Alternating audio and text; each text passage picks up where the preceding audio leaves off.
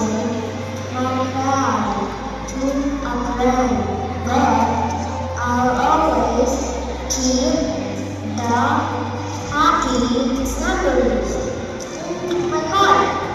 Once again, I